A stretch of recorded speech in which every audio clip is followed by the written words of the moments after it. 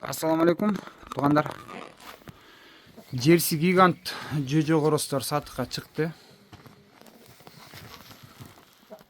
5 айдан өтүп калды жөжө коростор. Бул көбүнчө комментарийден сурашат. Бул не багытында деп. Булар эт, жумуртка багытында тооктор. Этти 6 килограммга чейин коростор чыгат, ушул чоң коростор. 6 килограммга жакын чыгат. Жөжөлөрүн тарткан жокмун. Жөжө коростор.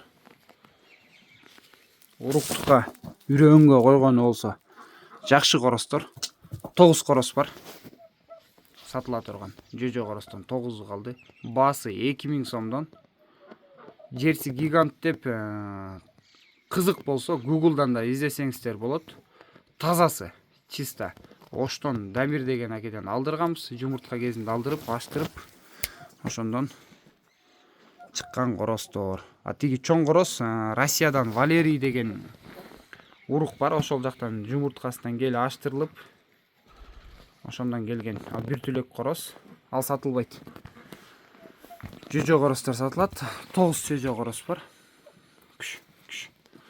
Коростордун бойлору бүт жетип калган чоң короско. Болгону жон оруш керек, кыйкырыш керек.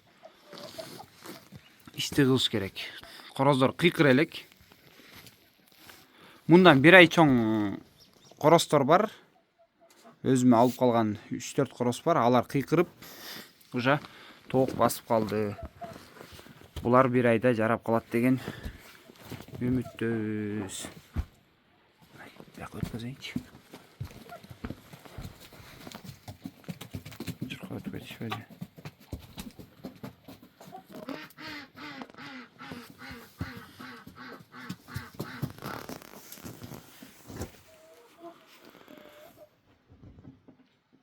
Мынакей жакшы коростордон 9 штук экен, бирөө слабыйраак экен.